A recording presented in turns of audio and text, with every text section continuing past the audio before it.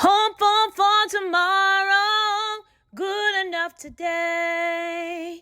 Oh yeah, hope for tomorrow, good enough today. Hi everyone, welcome to Good Enough Today, the podcast where we share stories from people who are showing up authentically even when life gets hard. I'm your host, Cheremma Lee, and oh my goodness, we have been rolling. I know that you guys know that I'm new to podcasting, and guess what? This is the beginning of season 2, and we're starting a new segment, and I have one of my favorite people in the world here with me to start this segment out. I'd say he's the first love of my life. Oh, This is my nephew, Jadan Lee Williams. What up? everybody, it's Jaden. Been a long time fan of not just the show, but Cheremma here. Like she said, she's my aunt. She's honestly like probably one of my best friends in life. Just when I think about someone that's always been there for me, someone that's always supported me, no matter what, and has just really wanted to see me win in life. So, now I'm here to support her podcast, and hopefully you guys like to see me and, give a different perspective on here. But tonight, I don't know if you guys can see the title yet, but it's Good Enough Tonight. So, we'll get into that in a second. But right now, we're just here to kind of take a look back into the past, see what we can take from some of the different guests we've got to hear from, and really just have fun. And like I said, get to learn from the past. He just took over, right? You know, I get to co-host sometimes. That's another perk I have. That's what happens when you let your nephew on the show with you. Nepotism. Oh my goodness. I think that's awesome. All right, Jaden. So everybody's going to want to know a little bit about you. I know I've been knowing you for about 21 years. Give or take. Give or take. I mean, you were there when I came out, right? Oh, yeah. Some nightmares about that. So yeah, tell us a little bit about who you are, what kind of things you like to do and those things. Honestly, so just like we touched on, I'm 21 years old, born and raised in Austin, Texas. I think honestly, just a few things that really speak to who I am as a person. Like I've always been super creative. I grew up with an athletic background as well. So just being active, playing sports has always kind of been a passion of mine. And lately I've been venturing more into that artistic side, as I mentioned. So like filming, I love just making like little skits, acting, just doing different, silly things like that. I would never call myself a class clown, but I will say like growing up, I was always just the kid that enjoyed to see other people laugh. I always like to find the humor in things if you can and just kind of make things as lighthearted as possible. I feel like life is hard for everybody. So it's like, why stress yourself out more than you need to? You know what I mean? So definitely a glass half full kind of person. Awesome. That's good to know. One of the reasons why I invited Jaden to do this, I made a proposal to Jaden for him to come and do this segment with me, is because I felt like his perspective was so valuable, because I'm seeing it from my perspective, being 40 and kind of going through life and haven't had experiences. But I know that Jaden's perspective is much different because he's had different lived experience from me. And I thought that it could bring a little something to the show. So on Good Enough Tonight, we're going to do this segment every couple of weeks where we come in and we talk about the things that we've learned from the other guests, and then kind of issues that we've seen, and then also the moments that we've seen where people are showing up and understanding that they're good enough today. So let us know how you feel about this segment and things that you'd like for us to bring up or things you'd like for us to talk about from our different perspectives. And then we'll see how it goes. And of course, we're always open to feedback and change. So if you think we should change anything, let us know about that too. All right, Jaden. So our first guest on season 1, it was crazy because I had never done an interview before. Right. So Isaac Rowe was my first guest, and he was the founder of Man in Me. And so Isaac came in, he sat actually in the chair that I'm sitting in right now. And you feel some of the energy. I felt the energy. Over? He's, other than you and Mom, he's the only other person that came to my home studio. Really? Okay. And because he's also, I guess so, yeah. I felt that good energy with Isaac, so I let him into my house. Well, you know how to let people in my house. No, yeah, you got to be protective about your space. And so I haven't let anyone else, and we go to studios or they go to Seven Oaks where we film. And so Isaac is a really cool guy. But Isaac talked about how he helps men to kind of grow into their own space and then understand how to have emotional intelligence and how to be men and supportive of the people in their lives, but also to take up space and express how they feel. Do you feel like, as you are 21, right, do you feel like there is an area for your voice to be heard in the things that you do in life? Definitely. I think when you're younger, it's kind of tough to project your voice when you don't have, like, say, your own platform. I think you can kind of get lost in, you know, everyone just seeing your youthfulness, or they're like, oh, well, he hasn't lived through this, so what does he know? But I think at the end of the day, when you want your voice to be heard, it's less about the volume that you speak in, and rather the depth you're able to go into. One thing I've learned as well is, like, and I actually got this from a book that I read, but You mean? something, it's new year, new me kind of thing. But no, one thing I read recently this year was a trait of weak speakers are people that almost don't like to let the other party get their point across, right? You're kind of over talking, you're kind of just itching to butt in and give your input. But one thing that shows not just strength, but also shows confidence within your own voice and your own beliefs is having that patience to listen to somebody else, take in their voice and understand where they're coming from.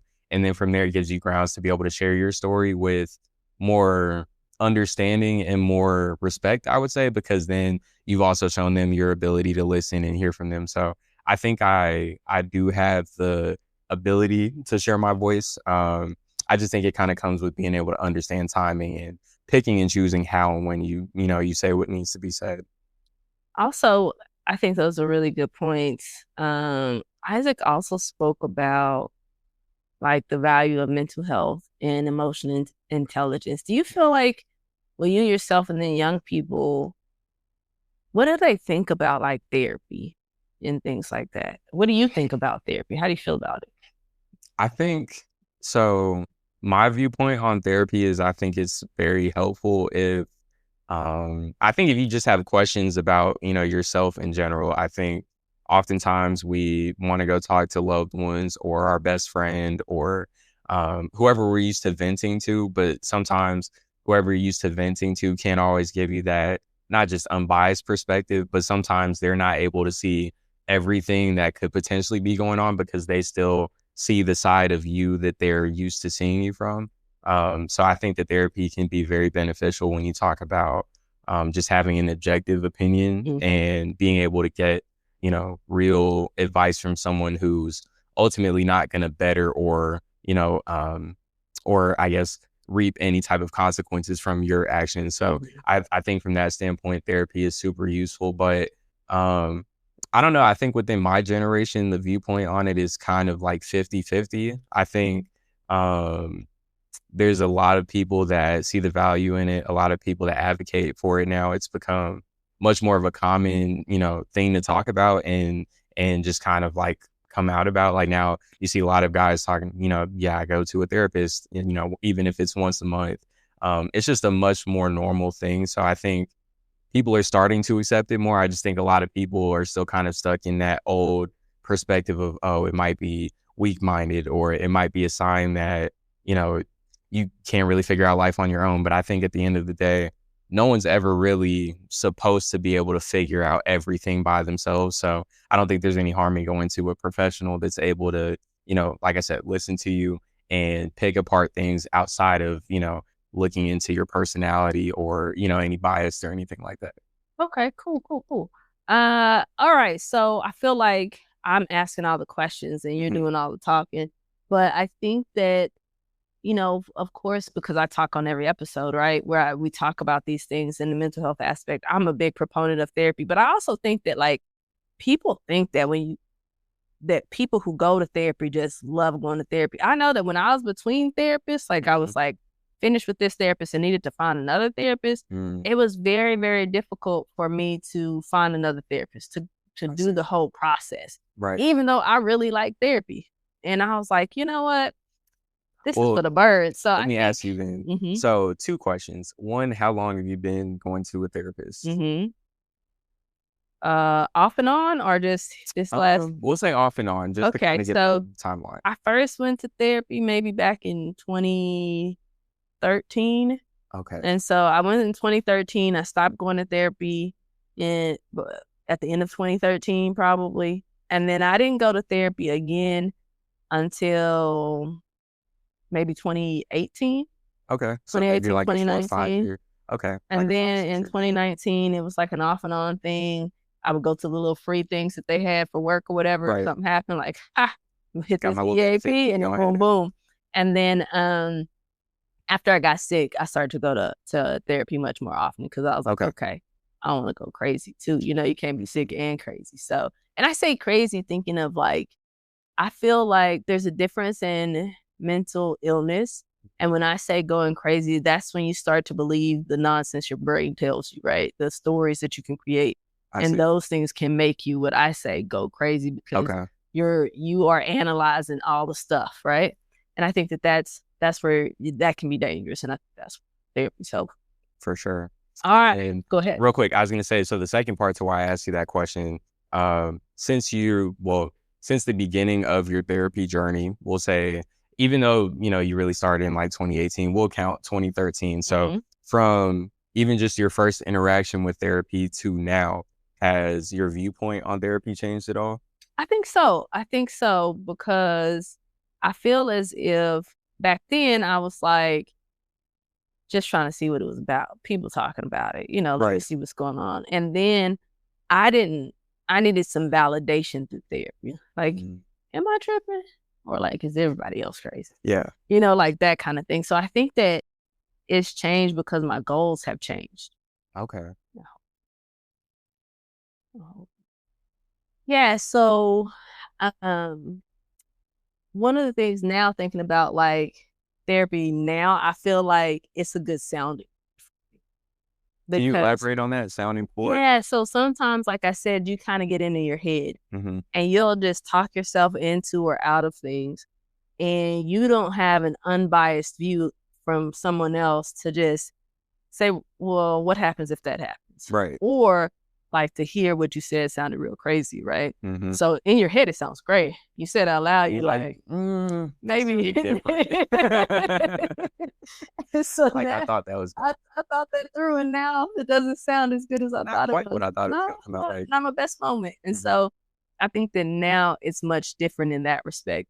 And I think it's a really good problem solving area. And sometimes, like I said, it's just, I'm going to say this to you and I want to know your perspective, because I think, you know, you have a lot of different experiences and you've seen a lot of different people and you've read the books and done the stuff, right? It's like the chat GPT of people, right?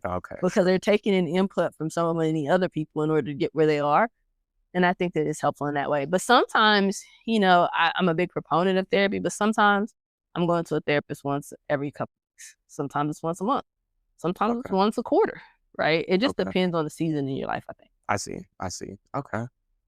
So our next guest from last season our second guest was Stephanie Verdugo. We love Stephanie. We love Stephanie. And Stephanie, though, talked about a hard time in her life, right? And she was talking about when she was sick and how she just had to hold on to the crumbs of hope. Yeah. And then push through that. Does that resonate with younger people some?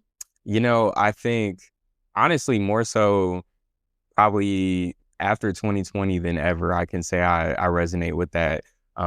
Just because like at the point when COVID hit for me, I was still going through the backstretch of high school. So that was like a big time of not just trying to figure out who I was as a person, because, you know, when you're 17 going on 18, you're just like, what am I going to do after I graduate? So between trying to figure out school, figure out, you know, if I was going to work before then, just figuring out life as a whole, like, you know, I'm just thinking about all these different experiences that I was looking forward to that kind of got cut off and like thrown away into, you know, dreamland. And I'm just like, okay, well, now, you know, the rest of my life is going to look different. At least at that time, that's how I saw it. So when Stephanie talks about holding on to the crumbs of hope, I think it really just speaks to how, you know, I think a lot of times people think faith just looks like one, you know, one type of image. And, you know, it's easy to have faith when you're putting in work and you're seeing the benefits coming back from it. It's a little bit different when you have faith in something that hasn't quite grown to where you want it to be yet. And you're just trying to like just make it happen, little by little as much as you can. But I also think that's a very necessary thing to highlight, because I think a lot of people see, especially nowadays with, social media, everyone has, their own platforms, and a lot of people see the success point of it. They see when someone breaks through the internet and then they catch on to it and then they're like, wow, where did this person come from? But they didn't see when that person was holding on to their crumbs of faith, right? When they were just trying to build something out of nothing. So I think, and also too, if you're an aspiring entrepreneur or just someone that wants to build anything for yourself, I think that's definitely a test that you'll have to go through at some point. It's just holding on to as much faith as you can and just staying true to the mission. You mentioned something that's very interesting about like how there was a big pause in your life because of COVID. And I wonder, because of course in 2020 for me looked much different, right? I can't imagine. So that was that the beginning of your junior year? I was actually, I remember vividly, it was like, the spring break. Yeah, I was going to say, so we started off spring break my sophomore year of high school. And then you never went back to school. Right. It was like day 5 out of the week we were supposed to be gone. And then one school is, ending, another school is cutting off classes. And then we found out right before spring break was supposed to end that we were just going completely online. And I was like, well, how is this going to work? And this was before like Zoom even became a popular thing. Like we were still using, what was it? We were still using like all the Google apps to do everything. And it was just like, it kind of took me back to elementary school in a way, because it felt like a lot of the learning was less like, I don't know, I'm a visual learner. So I enjoy learning and, being in an environment where I can apply things. It was much more like, okay, you see it now, 1 + 1 = 2. So it just kind of changed a lot of my outlook on the world. I think it put a lot of limits too on my mindset, whether that's just from, even like graduating high school. Like I graduated with what I think was a decent GPA. It was like a 3 point something. But had I looked at it, I did. I'm telling you, look, if you go back and look, my overall GPA was maybe like a 3.2. Okay. And then my senior year, I didn't say anything. No, but look, this will tell y'all how unserious I was the first few years of high school before COVID. So I graduated with a 3.3 or 3.2 GPA. My senior year GPA was like a 3.5. So that'll tell. So that'll don't fact check this guy. No, I'm saying, listen. The next time I'm on the show, I'll try to bring up if I can find my old report cards. I'll pull it up. But I say that to say that my first 2 years of high school, I was not that serious about class, right? Like I was doing what I had to do to pass, but I didn't take high school as seriously as I wish I did. And so to transition back to how COVID affected me, I think it really just kind of made me like self-reflect in that moment and think like, okay, what do I need to do differently to start seeing the end results that I'm looking for? Because, I didn't even know if we were ever going to have like a regular graduation. I didn't know, at this time, I'm just thinking COVID might be the end all be all. So I'm like, how can I make the most of what, could never be the same? So I think it just made me take life more seriously, but then it also required some self-reflection and just being able to say, okay, well, if I'm still here, and although I, battled illness and, so did my family, things like that, I knew I was still here for a reason,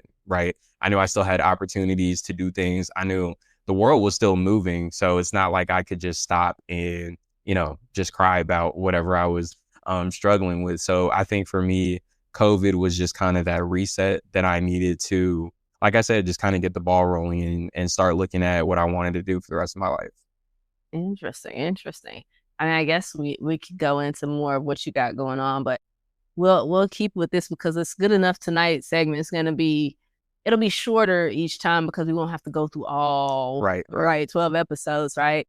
But I think that, and then we can people will get to see a little bit more about you and things like that. And I think that'll be cool. And how I pick on him all the time, but he gets me back. So let's be clear. We're some jokesters over here. It definitely goes back and forth. Of course, Stephanie also talked about how the fire she has in her kind of pushes her forward to, like, she has to have that fire. Do you feel like I don't know if, you hear the people now like, oh, these young people don't have any fire, right? Like how do you kids ain't never seen hard work. Yes, yeah, that kind of thing. And so do you feel like you have a fire, or do you feel like the people around you have a fire? Maybe it just looks like something we don't recognize, or are we just not giving you guys enough credit? Man, well, I won't say you guys because I'm not gonna lie. Sometimes I don't be claiming Gen Z, but I'm just able to be all the way real with y'all. But no, honestly, I think to answer your first question, I think I do have a fire, but honestly, it took me some time to find it. I think that it's hard to have a fire or passion, conviction, however you want to call it. I think it's hard to have that when you're losing the focus piece. And I think one reason why maybe a lot of my generation struggles with that focus piece is just because there's so many resources available to us at literally the touch of a hand. And I think that it can be a little overwhelming. I think when you see, especially if you're on Instagram heavily, or even like Facebook, Twitter to an extent, you see all these different, 20, 30-year-olds that are, multimillionaires. They've, done something over the past 3 to 4 years that just made them incredible wealth, and now they're teaching a course on it. And there's so many avenues you could choose to pursue. And so I think like I said, I think it's hard to really lock in on something if you're not set on, is this something I'm interested in? And so I think, I don't know, you can maybe give me some input on how it was before, social media and like growing up just in the early 2000s. Why you got to say it like that? No, I'm just saying because I think it does play a part. I think, listen, hear me out. I think social media does play a part in the mind of a young adult when, it seems like nowadays everyone is either a business owner or they have some type of side hustle. Yeah. And I think nowadays it's like, if you're not doing multiple things to create income, you're almost not doing anything at all. And so I think with that, just the mindset is a little bit different, I think.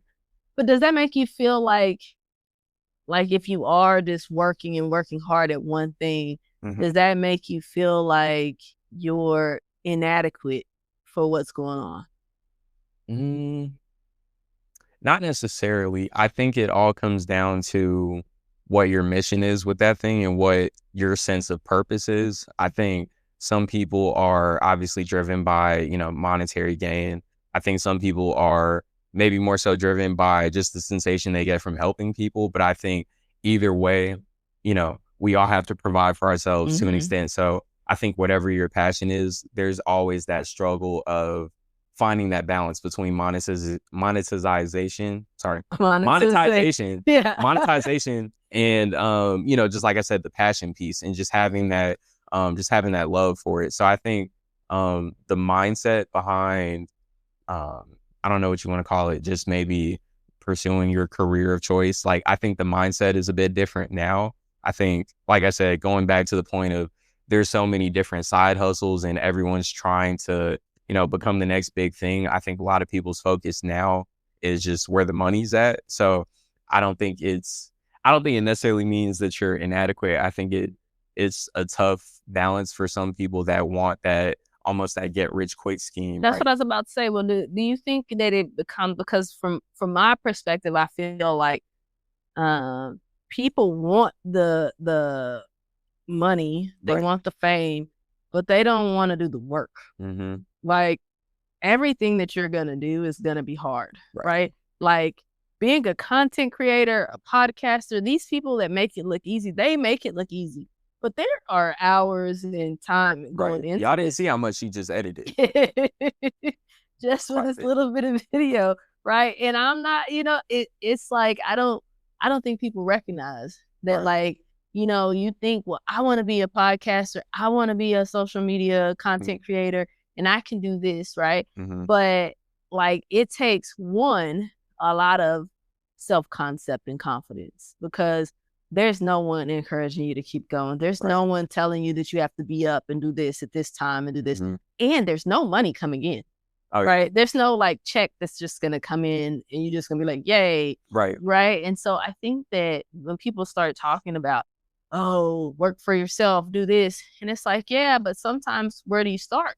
Because you might not have that capital, but then also, like, I think that's where the thing of like Gen Z and Gen Alpha. Gen Alpha, is that what they are? I think so.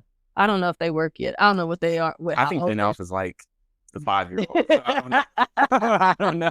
But I think there's this idea that Gen Z, right, is like, I think that's where we get it from. It's like, you guys don't understand. Like, they come into a job and they're like, I should be the CEO. Right. And you're like, that entitlement. Yes. And it's like, do you know? And they're like, well, I can spit off all the knowledge you have, but it's like, yeah, but you don't have the experience. Now, some people do, and that's not I don't think it's based upon your age, right? I think it's based upon what you've done and how you can apply those things and the skills that you had.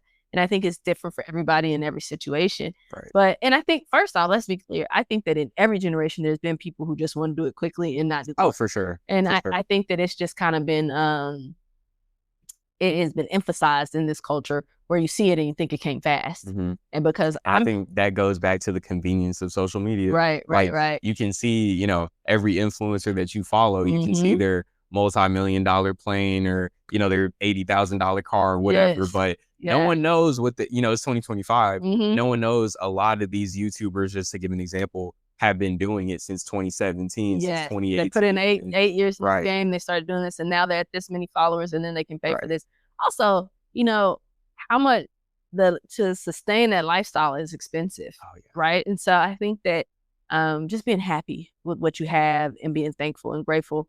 I think that's also a great segue into who our third guest was, because it was Michelle Green. Oh man, Michelle was nice. I think that a lot of people really, really resonated with her message, but that's one of the things that she was like, you know, I love helping people. She's the CEO, of course, United Way of Central Texas. Shout out to Michelle. Great energy, by the way. Yeah. And I think that she was really, really, she talked about helping people as a way of finding your purpose and making it through things. Now, have you ever tried that? Is that something? I know you have the influencers that go out and like, they film them or record them, helping homeless people and stuff like that. But do you feel like, how do you feel about giving back? I think I kind of know, but you were raised in a give it back type family, right? Right. But like, as a whole, do you see people really trying to give back, or how do you feel like that's? Man, I think I almost feel like I'm a bit of an outlier because I was brought up around just a bunch of people that just had a knack for not just giving back, but also showing people love. I always came from an environment where I was taught to just be genuine and just treat everyone with the same amount of respect, whether, you know, it was the janitor that's mopping the floors in a business, or if it's the CEO walking through the main lobby, just treat everyone with that same generosity. So, you got me smiling over here like I'm proud. I love people, you know what I mean? And I love to see, just blessings being shared, not to sound cliche, but, I really do. And to answer your second question, I think it's tough because I do see people giving back now, but I think because of how many people we've seen disingenuinely, you know, give back on camera or, do things that, I hate to like put people on blast, but I mean, we've seen it before, right? We've seen the people that on camera, they're doing charitable work, and then off camera, the story's a little bit different. So I think now it's like, as a viewer, at least as a consumer, right? We see a lot of the same content. And I think half of us just kind of write it off as, oh, this has to be fake, or, oh, this has to be scripted, or, you know, oh, well, if you look at this person, you know, we're so hyper fixated on the details of everything, right? And I think nowadays it's almost, to some people at least, it almost looks like either a money grab or what some people consider clout chasing. Like, it just looks like, you know, attention seeking to get back on camera, which I feel like should never really be the way you look at it, right? I think you can tell if someone's genuinely just being, like I said, a good person at heart, showing love to people. But, you know, there has to be a bit of balance there, right? I think if you really want to help people, some things are better to do off camera just because it kind of keeps the moment more just genuine and present. So I think you do have to find that balance. But let's just say, for example, right, you're starting a nonprofit, you're giving back food to the homeless, right? Of course, you want to market that, but at the same time, you don't want it to you know, you don't want to reflect the wrong things. So take advantage of the population. right. So I think it's tough to say that I do or don't see people helping. I think we see it more often than we think or than we realize we do. But I think we don't always pay attention to it just because of the connotations that have been associated with it a little bit. So I wonder if we're just not giving you guys a fair shake, right? Because I think that you have that confirmation bias, you know what that is, where it's going to confirm what I already think. Right. So I'm going to see the things that I want to confirm, but I'm not going to see the alternative because I'm going to notice it because I already think that that's what's happening, but I'm not going to see you being a genuinely helpful person. And so maybe from our generations have to be able to have a little bit better perspective and open mind about what you guys are doing and how dynamic you can be. Because I know with social media, I feel like mom, right? When I'm talking to you, like, Jaden, how did this work? And you're like, oh, where did this button? It's the red icon. And I'm like, yeah, okay, that makes sense. And I'm like, how did I become this? You know? Right. And so, but you guys have a lot more time with social media. You got like years of experience. I was gonna say, at this point, I almost feel like I could take someone's job. And like as a social media moderator, I'm like, I've practically grown up with Instagram. You know, it's funny, not to go off topic, but I remember I was thinking about this the other day.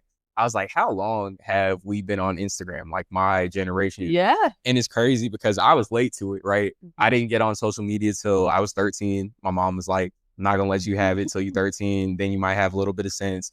And she also, you know, she knew what it was with, you know, adults and minors. She was like, I'm not having that. But it's crazy because I remember in either 4th or 5th grade, so I might have been, I will say 10 years old, right? So around 9, 10 years old, I had friends that were on Snapchat. I had friends that were on Instagram. I had friends that were, you know, had an email and they were only using it for like video games and stuff. But I'm just thinking like, man, like you got 11 years, you got 12 years of experience in social media and just like we've seen almost every update. Like I've grown up with the changes of it, so it's crazy. And you've got a lot of time to explore it, right? Because like as you were like 10 or 11, you could do it or at school, right? And you got to talk free roam a little bit. Yes, and we're at work. Right. You're like, so what did you learn? Well, I learned what, you know, for you pages. Exactly. I'm like, I got a job, so I might have 40 minutes and it's sort of like it compounds over time, right? And I think that that's what happens. But I think that, you know, back to giving back, I think that Jaden and I get off a little bit. You know, just slightly. Bear with us. We come back. Bear with us. But she also talked about like her community and her being able to get out and ask people for what she wants. And I am not good at that. Let me rephrase. Historically, I have not been good at that, right? And I think, how do you feel about asking people for stuff? I mean, I think it's one of those things that with our pride, it can get in the way of that. I think I don't know, to be honest, for me, it's like, it's something that's ironic. As a kid, I was like, I had no problem with it, right? And then you get a little bit older, you start wanting to be more self-sufficient and independent. You know, you're trying to stick your chest out a little bit. And now you're like, I really have to have them. Like, but I think sometimes, you know, all you really need is just a little bit of support. So I think, though it is something I struggle with, I think when you put into perspective, like, you know, what is it that I'm actually needing support with now? If you're asking for money, you might be like, oh, dang, they know I got a job. So that means they know I've been spending my money. Right. Like, there has to be a little bit of self-awareness there and just like, you know, understanding what you're asking for and also what you're asking the other person to see through. Right.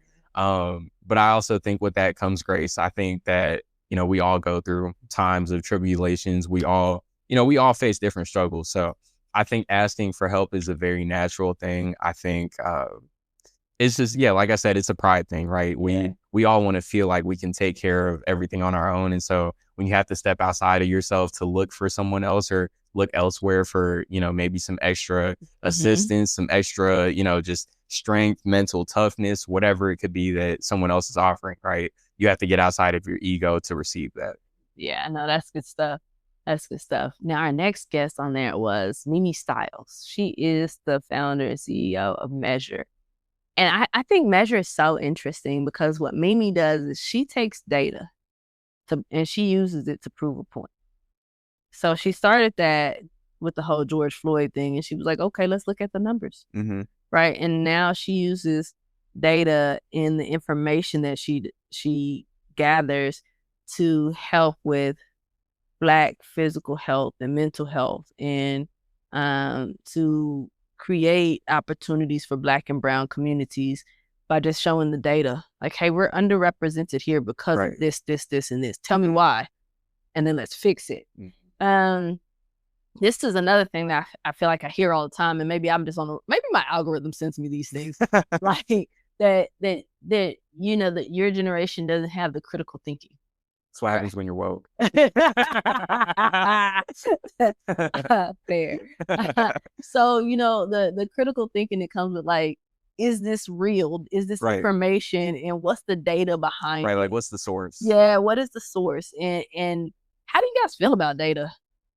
I think nowadays data has somehow found its way into a realm of like subjectivity in a way. I think nowadays, it's funny. It's like, if the data proves your point, it's valid. And if it doesn't prove your point, or if it goes against your point, then you have to recontextualize it, because, you know, there's clearly something not being told about this data. So I think data has become super useful, especially, I mean, now we see the growth of AI and, you know, just how much technology has outgrown what it was, you know, even 2 years ago, right? So I think we can all agree data has definitely contributed to growth. Data has been useful when it comes to, you know, building businesses, building, you know, anything really. I mean, we can use data to look at anything. I think me personally, I enjoy data just because it's almost like another language to me, right? When you can't really break down all the context, or you can't really, you know,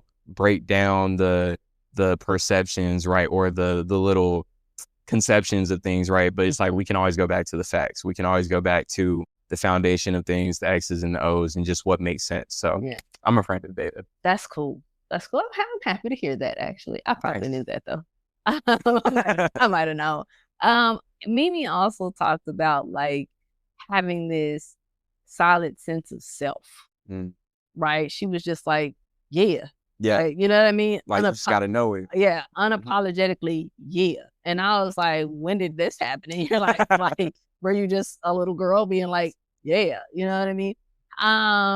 I think it's easier as you get older, right? But right. I was gonna say, because some people have that just off the rip. They just grow up, they're sure of themselves. And I think some people, they kind of go through, I think what happens is when you start to hang out around other people that you thought were cool, or, you know, for one reason or another, you were attracted to their, you know, their energy, their personality, whatever. And then you're like, hold on, this person's really not even all that interesting. I mean, you're just like, wait, you're like, wait, this is all you do? And then you start to kind of look at things differently. So I think it definitely takes time for a lot of us to grow into that, you know, just that self, you know, assurance that you have. But, you know, I think Mimi might be a rare case. I don't know. She might be a rare case. No, that's good. The next guest was Sharonda Robinson. Man, Sharonda is a force, right? And Sharonda talked about, one, she was the one that put me on the hot seat and challenged me in my concept of abundance, right? In my concept of being wealthy and living in a sense of wealthy, because I had this concept of having money as being negative, because it was like, oh, you're a snobby person that look down on people and do this. And she was like, get rid of that. Stop doing that. Like, and see yourself as this. See yourself live in that abundance, in the words that you say. Talk about talk about the way that you plan to live like that. Like, just start living in that space. And I wonder, right, like, how do you feel about money? Well, you know, I mean, we want it. Right. I mean, like, we all gotta have some, but I think I'm actually glad that you pointed out the word abundance, because that was something that crossed my mind already, but also because this year I actually joined sort of a men's accountability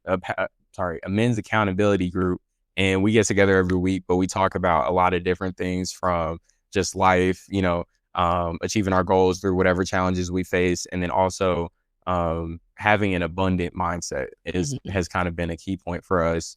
And, you know, money was something that I used to look at very I guess I'd say very frivolously, if I'm being honest. Like, Mm-hmm. I was never, stingy. Like, if I had an extra $20 and my friend, really needed some food, like he hadn't eaten all day, like, sure, I'll give you, I might get you a little 10, 15 off of it. I remember you buying all the snacks at the cafeteria.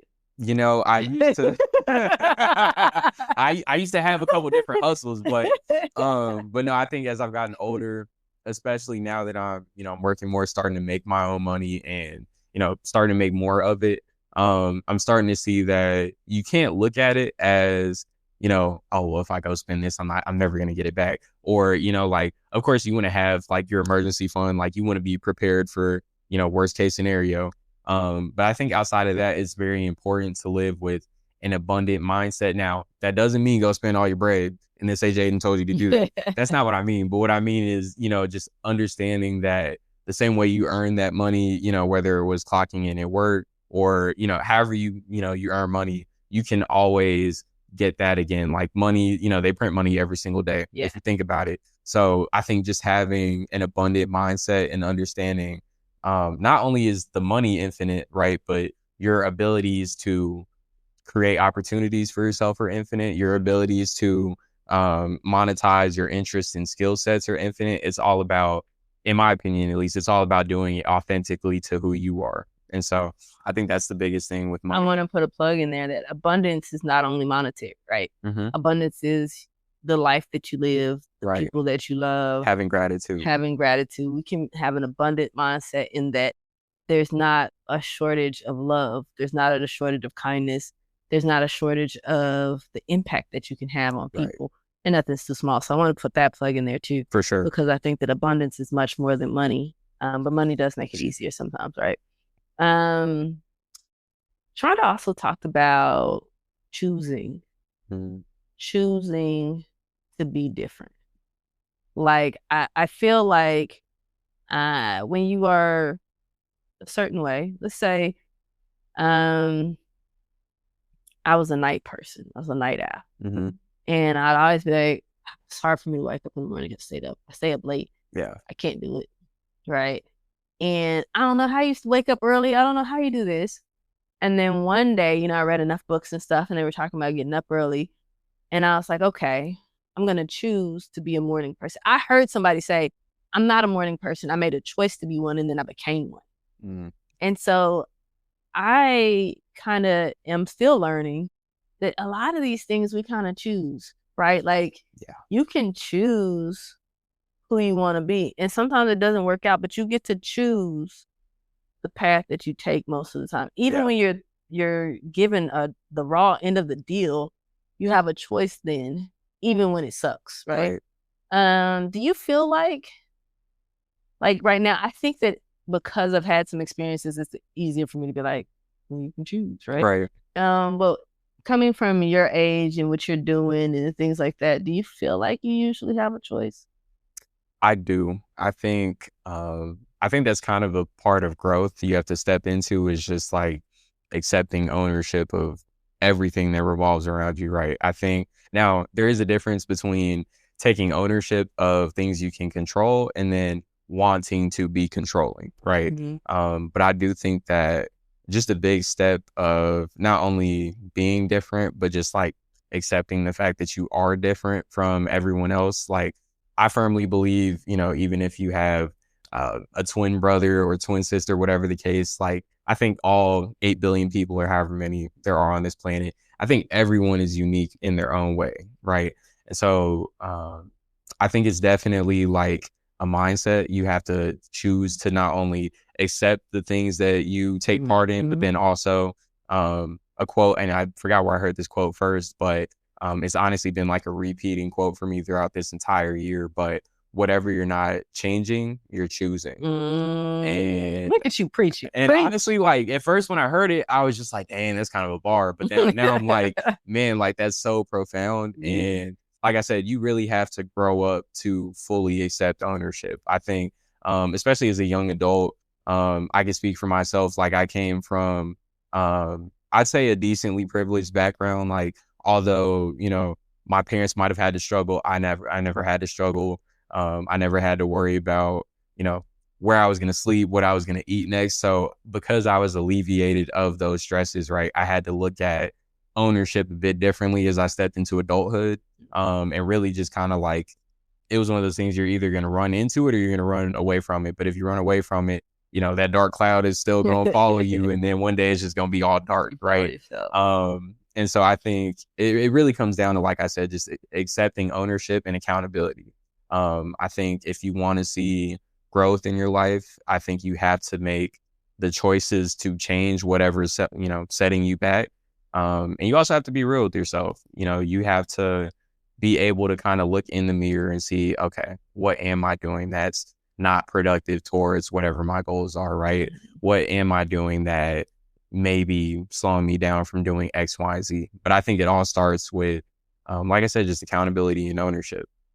All right, so we're gonna go to the next one is our 6th episode with Dr. Harvey, and then we're gonna stop after that because we've been doing it for a long time. So then we'll do the next 6 on the next segment of Good Enough tonight. But I also gonna leave some room after we talk about Dr. Harvey just to talk a little bit more about us and kind of how we plan this segment to go, because again, it won't be this serious and this long every time, but we have to get back through all of it. Right, we had to give y'all something to bite into. Yeah, and we just thought about this, right? Like thought about this segment and try to bring it to life to see what happens. Dr. Harvey talked about him not necessarily wanting to be a mayor, but feeling called to do it and having a purpose. And I think every guest that I've had said like, oh, I felt like it was my purpose. I felt like I was supposed to do it. Is that something that you think that young people think about? I don't think so. Well, let me preface. I think that we do often think about what we may be called to do, but at least as far as my personal circle, I can't say that there's too many young people that would choose something they don't want to do and still pursue it because they feel like they're called to do that. So I do think there's a distinction in that. I think we always associate, when I say we, I mean like young, you know, Gen Zers or whatever, or I'll even just say people 25 and less, right?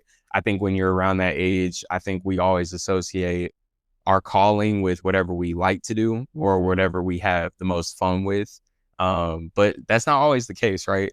You know, God can talk to us in a multitude of ways. And sometimes it's the thing that you might not ever even think about, you know, but you just so happen to be naturally gifted in that area, right? I think for me, partially, I think it's just speaking to people and connecting with them. I think, you know, of course, I don't wake up every day like, oh, I want to just go talk to as many people as possible, right? Not trying to catch a restraining order, but but you know, or be that guy in Walmart that like, hey, he's been here for 2 hours. This is why I can't let him talk. But no, I'm kidding. But no, I do think that that's, you know, it's something that I've been blessed with, is just the ability to talk to people and just be relatable, right? I don't take myself too seriously. So I think for Dr. Harvey to say that, it's honestly, it's really profound to hear. And also it kind of like, it sticks out more so to me because I've actually been told by friends, old coworkers, whatever, people have told me like they think I could be a good politician. And I've been like, I mean, I see it, but like, that ain't me. But, you know, I do think that's, you know, it's something really, like I said, just profound to think about, because, I mean, however you feel about the current state of, you know, our country, we're in a lot of division, I would say. And I do think that it's important to, in whatever way you know, can utilize your voice and represent your beliefs, I think it's important to do that. So for him to choose that as, you know, not only an outlet, but a way for him to give other people a voice too, and not just his own, I think that's a super powerful thing. It also just shows you the strength, right, that that you can have. You can be stronger than just a will of your own to go out and do something, because you're, you know, you're really called to change people's lives. And I think that it's important to note that, like, you're not always in a state of turmoil, right? It's just not something that you dreamt of, right? Like, it's like, I am grateful for it. I serve the people and I'm getting something from it. I'm fulfilled in this, but it's not what I would have chosen to do. Right. Like, and I think that, and then maybe it's something that you accept as you get older, but you can run from it. But even like you saying that people said you could be a politician, I think that is, you notice what your strengths are, and then you can find jobs and things that kind of talk and speak to your strengths. So maybe you're not a politician, but maybe you're an advocate, Right. right? An advocate for this, or maybe you are a politician. I don't know. You know, I'll be out there like, here's his card, here's the flyer. But yes, he signed it. Yeah, exactly. So I think that that's really cool. Dr. Harvey was very, very interesting in that regard, and just talking about finding his purpose and going from like wanting to do music and different things in order, and then kind of moving into that space. But I think that was really cool.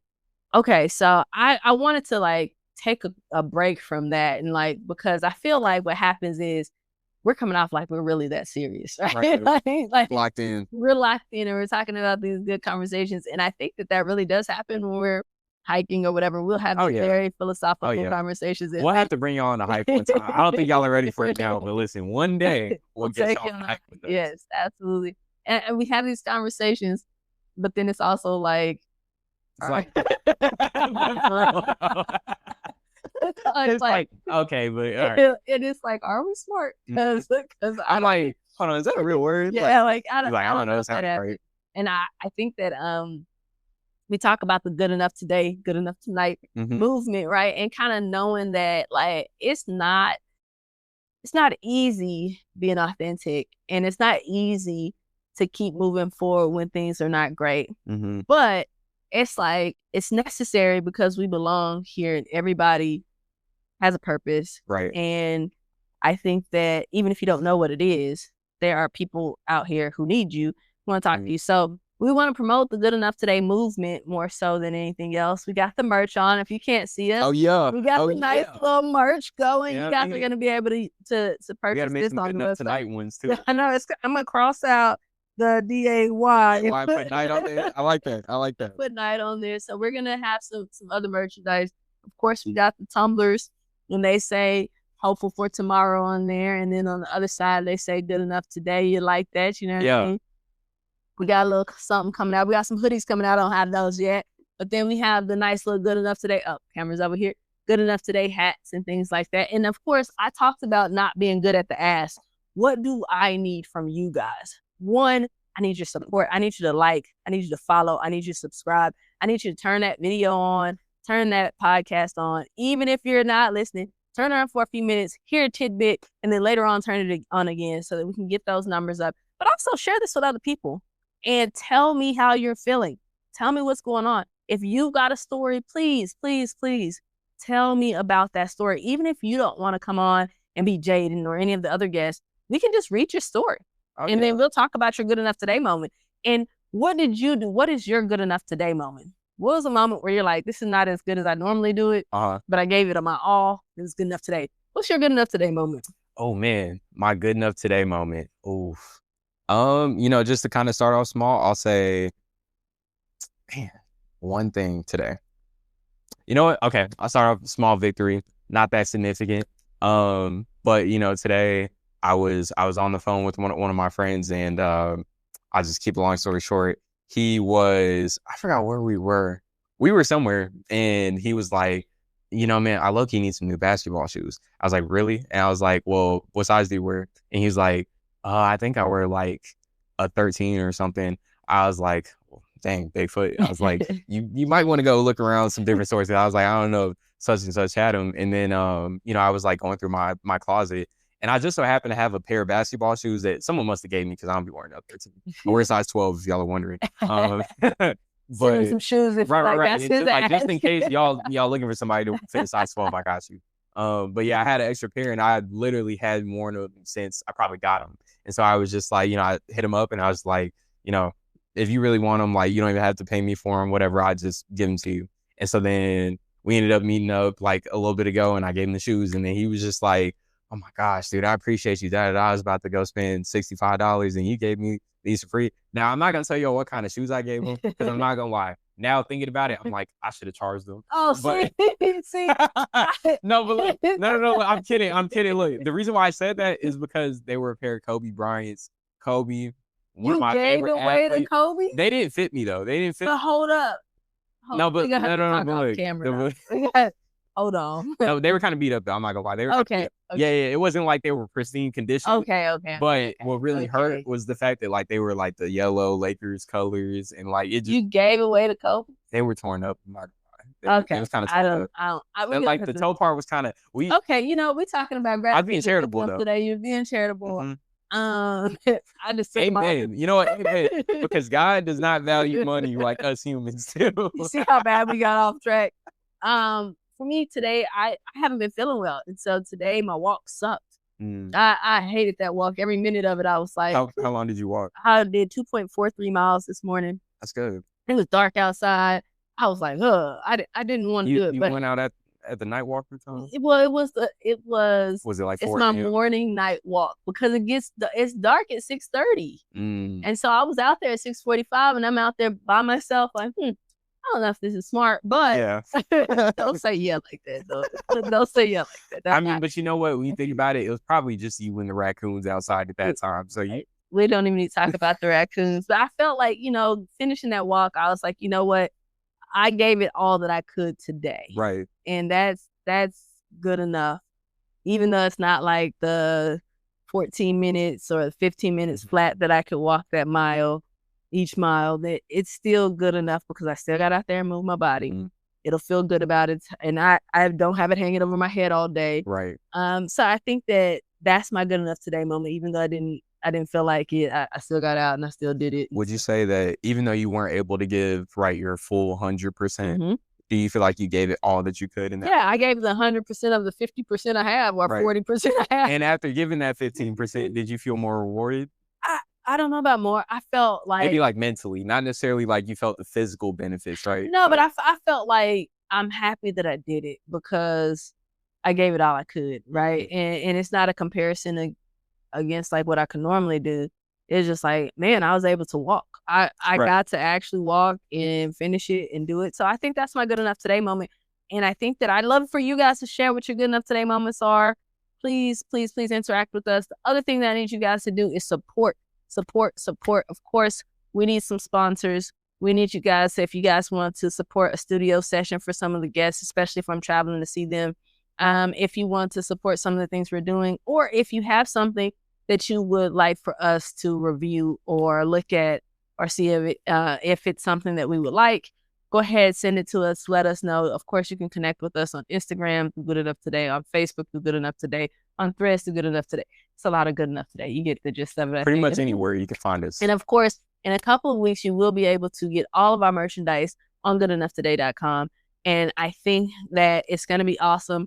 Go ahead, and a portion of the proceeds from Good Enough Today merchandise will go to Unabridged Academy because that's near and dear to our hearts. So if you have questions for me or Jaden, please, please, please make sure that you reach out to us because we're open, we're honest, we're transparent here. And I love having my baby here with us. And I love to support you over here. Oh, absolutely. It's been awesome. This is amazing. But remember that even though things can get a little bit tricky, it's important that you understand that you are absolutely, absolutely valued in this world. And even though you might not be where you want to be, we can stay hopeful for tomorrow, but know that you're absolutely good enough tonight. Hopeful for tomorrow, good enough today. Oh yeah, hopeful for tomorrow, good enough today.